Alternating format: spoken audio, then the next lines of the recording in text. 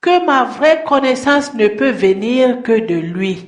C'est ça la volonté de Dieu sur cette terre. C'est pas la terre que tu vois, c'est ces personnes que tu es. Tu élèves la prière pour dire au Seigneur que ta volonté soit faite sur terre comme au ciel. Ça veut dire que dans les choses visibles et dans les choses invisibles, que moi je peux voir, que je ne puisse pas voir, Seigneur, toi fais tout simplement. Ne me laisse pas faire tout ce que je veux, mais fais à ce que c'est toi qui fasses. Voilà le terme. Maintenant, alors, nous arrivons là où il se doit. Donne-nous notre pain de ce jour. Oh là là. Une fois, j'ai raconté une histoire que j'ai vécue quelque part. Je suis partie et faire les achats et puis j'ai donné l'argent, on m'a remboursé. Une somme d'argent qui était plus par rapport à ce qu'on devrait me rembourser. Je suis arrivée à la maison, j'ai dit, oups. La personne m'a remboursé, je lui ai donné tel montant, elle m'a remboursé tel montant, j'ai même pas contrôlé l'argent. Et il y avait une personne à côté de moi qui disait que quand tu pries, tu dis au Seigneur que donne-moi le pain quotidien. Dieu te donne le pain quotidien. Dieu te donne le pain quotidien et puis tu vas encore aller remettre et tout et tout. Non, c'est pas le pain quotidien. Si tu payes, on te rembourse plus. À moins que tu peux plus rentrer là, vraiment, il faut aller remettre cet argent. Il faut aller remettre. C'est pas le pain quotidien qu'on demande là. C'est pas le pain. C'est pas le riz. C'est pas de l'argent. C'est pas le matériel. Oublie ça aujourd'hui. C'est pas ça. Quand on dit donne-nous le pain quotidien que le Seigneur Jésus voulait parler ici, c'est quoi? C'est un pain qui ne pourrit pas. Un pain qui ne périt pas. Un pain éternel, c'est le corps du Christ. Et c'est pas le corps du Christ de la chair et du sang. C'est l'Esprit Saint. C'est l'Esprit Saint. Quand nous entrons dans les églises, pour ceux qui ont été catholiques, on le reconnaît très bien. Qu'est-ce que le prêtre fait? Le corps du Christ, il te donne un morceau de galette dans la main, tu dis Amen. Si c'est pas le prêtre, c'est le pasteur qui découpe leur petit pain, dit le corps du Christ. Le corps du Christ, c'est pas du pain, c'est pas du pain. C'était symbolique. Le corps du Christ, c'est l'Esprit Saint parce qu'il n'avait plus de corps, il avait déjà tué le corps n'existait plus. Donc c'est l'Esprit Saint qui était plein en lui. C'est ça le corps du Christ. C'est ça le pain quotidien. C'est ce pain-là qu'il apprenait ici que donne le pain quotidien. Nous allons voir ça dans les lignes qui suivent. C'est pour cela qu'il disait que vous allez apprendre quelque chose aujourd'hui. Peut-être que d'autres parmi vous n'ont jamais suivi. Mais Dieu, il est grand. Dieu sait pourquoi tu es arrivé ici aujourd'hui. Dieu sait pourquoi tu es en train d'écouter ce message aujourd'hui. Saisis l'occasion parce que Dieu est en train de te parler. De toute façon, comme je disais, c'est l'Esprit Saint qui est le pain quotidien, une vraie nourriture spirituelle pour tous ceux qui sont nés de Dieu. Car quiconque est né de Dieu n'est plus une simple créature de Dieu. Comme quoi, créature en matière, sinon enfant de Dieu, né en esprit. Alors, l'attente que nous portons nous permettant de vivre sur cette terre doit être en seconde place après l'esprit qui règne en nous. Ceci est révélé au verset 11, du verset 11 au 13 de ce chapitre. Il dit, quel est parmi vous le père qui donnera une pierre à son fils s'il lui demande du pain?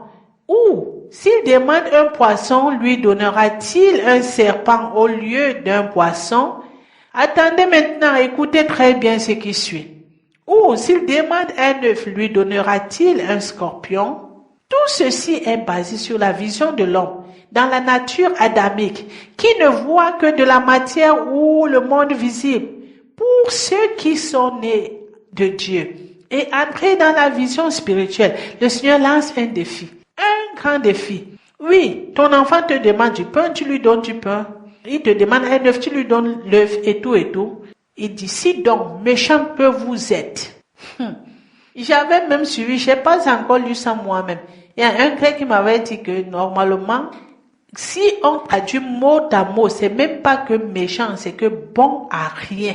Quand on traduit le grec mot à mot comme ça a été écrit, il dit, si donc bon à rien que vous êtes, je soulignerai encore, pour que vous compreniez très bien. Je suis pas en train de dire que cela est écrit dans nos livres que nous utilisons tous les jours. Mais dans le livre grec, quand tu pars maintenant traduire le grec en français, c'est vraiment écrit bon à rien et non méchant. Parce que moi, je crois même que bon à rien, c'est encore plus grave que méchant. Tu es bon à rien. Il dit quoi? Vous savez donner de bonnes choses à vos enfants. Combien à plus forte raison le Père Céleste donnera-t-il le Saint-Esprit à ceux qui le lui? Qu'est-ce que vient faire le Saint-Esprit ici? Oh, vraiment. L'Esprit Saint est le pain quotidien enseigné par Jésus-Christ ici dans la prière de notre Père. Sa leçon ici faisait appel à une autre vision de choses. Moi, je peux vous dire. Vous lisez tout un paragraphe, on ne parle que du matériel, de la matière. Donne-nous notre pain quotidien. Un enfant qui demande à son père un œuf, il lui donne pas du scorpion. Un poisson, il lui donne pas du serpent.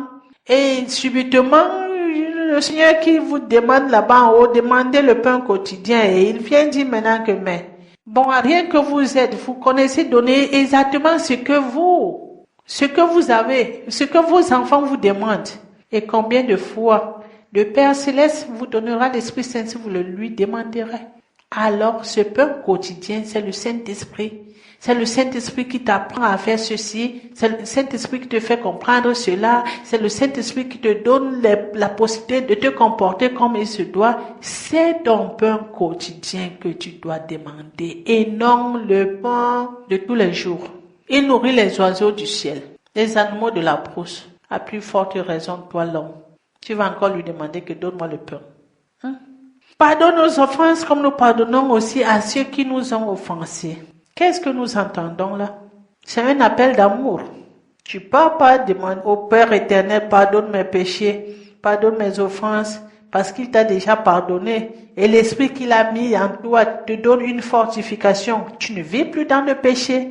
Tu n'as plus d'offense. Quand tu as déjà eu l'esprit du Seigneur et que tu es vraiment entré dans son école, tu n'es plus une personne tachetée. Le jour où tu vas faire quelque chose qui ne correspond pas à la volonté de Dieu, l'Esprit Saint te révèle cela et tu confesses ça tout de suite. Donc c'est pas le pardon de péché que le Seigneur apprenait ici. Sinon, il faisait appel à l'amour, qu'on puisse avoir un amour sincère envers les autres, afin que toutefois quand on sait que nous allons devant notre Père Céleste pour implorer quoi que ce soit, avant que nous partions là-bas, que nous puissions savoir que si quelqu'un vient auprès de nous pour implorer, que nous soyons prêts à pardonner. Parce que si nous ne sommes pas prêts à pardonner, nous-mêmes ne pouvons pas être pardonnés. Nous avons l'Esprit qui nous enseigne. Nous avons l'Esprit qui nous révèle. Nous avons l'Esprit qui nous fortifie. Et la personne qui vient devant toi te faire du mal n'a pas cet esprit. Donc toi déjà, tu es devant cette personne comme ton Dieu qui est devant toi. Il est le Dieu tout-puissant et toi aussi tu es puissant auprès de ce dernier qui ne comprend rien. Donc c'est à toi de pardonner cette personne d'abord avant d'aller dire à papa que me voici. Tu as vu ce que j'ai fait aujourd'hui. Appel à l'amour. L'amour pardonne tout. Quand tu attends le pardon d'une tierce personne, sache que tu dois toi-même être prêt à pardonner ceux qui t'ont offensé. Rappelons-nous de la parole du Seigneur pitoyable. Je crois que ça sera bien si nous allons lire cette parole-là. C'est dans Matthieu 18. Ou bien le temps ne nous permet pas de lire ça parce que ça avance un peu vite là. Je vais juste raconter l'histoire courte. C'est l'histoire d'un serviteur qui était redevable à son maître et à qui son maître a eu compassion en lui pardonnant sa dette. Et à peine sorti de la maison de son maître, il rencontre l'un de ses compagnons qui lui est devant aussi. Alors impitoyablement, demande sa dette. La personne ne parvient pas à payer alors. Il l'envoie en prison. Ce serviteur fut encore appelé par son maître après que son maître eut appris son comportement envers son compagnon. Son maître le traita enfin de la même manière qu'il traita son compagnon.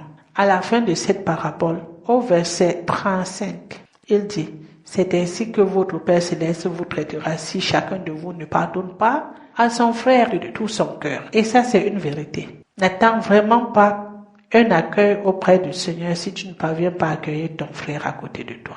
Alors, la leçon que nous tirons ici est la leçon du pardon. Si nous ne sommes pas prêts, ou sûrs d'avoir pardonné. Et nous attendons non plus à un pardon quelque part. Le Père Céleste ne nous l'accordera pas. Quand on descend dans la prière de notre Père, nous disons, ne nous soumets pas à la tentation. Serait-il possible que Dieu ne te soumette pas à la tentation? Parce que j'aimerais qu'on comprenne aujourd'hui que la prière de notre Père n'est pas une prière qu'on doit passer et on commence à réciter. Sinon, c'est une prière qu'on doit étudier, comprendre le sens et vraiment commencer à prier ainsi. Ne nous soumets pas à la tentation. Que le Seigneur pouvait apprendre aux disciples de prier à Dieu, de ne pas leur soumettre à la tentation. Mais qui permet la tentation? Qu'est-ce que le Seigneur voulait enseigner ici? La tentation est la voie de la perfection d'un individu converti. Sans être tenté, tu ne sauras jamais si tu grandis dans la foi. Dieu permet la tentation pour t'affermir. Le Seigneur lui-même a été tenté. Il dit, je suis le chemin. C'est-à-dire, toute personne est appelée à passer par le même chemin que le Christ avant d'entrer au salut. Et comment doit-on éviter la tentation? Vu tout ceci, on finit par comprendre qu'il nous invitait ici à sortir dans la tente que nous portons encore appelée corps. Car la faiblesse du corps ne te permettra pas de résister devant la tentation, de vivre quotidiennement avec l'esprit. Quand bien même la tentation vient, c'est l'Esprit de Dieu qui habite à nous, qui est en ce moment soumis à la tentation. Alors, de là, tu es vainqueur.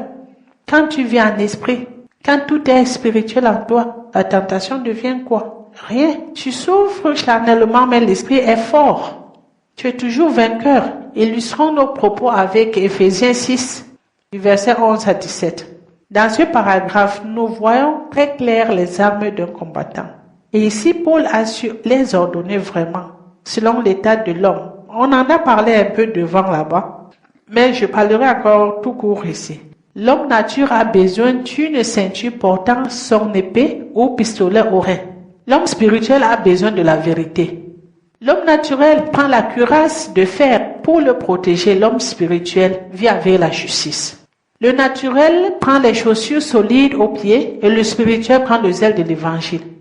Le naturel fait confiance à la force de son armée, le spirituel à la foi à son Créateur. Le naturel a le casque qui lui protège la tête, le spirituel a le salut. Le naturel a l'épée, le spirituel a la parole. Nous avons encore une fois la thèse de toutes ces choses, avoir l'Esprit Saint comme maître. C'est tout. Nous allons clôturer notre leçon avec la dernière phrase « Délivre-nous du malin ». Je citerai encore ici, nous rencontrons encore un problème de traduction. Ce problème de traduction, c'est délivre-nous du malin.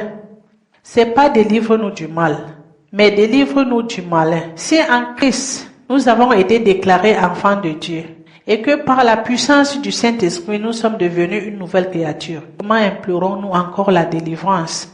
Au moment que nous devenons des nouvelles créatures en esprit, nous vivons ensemble avec Dieu.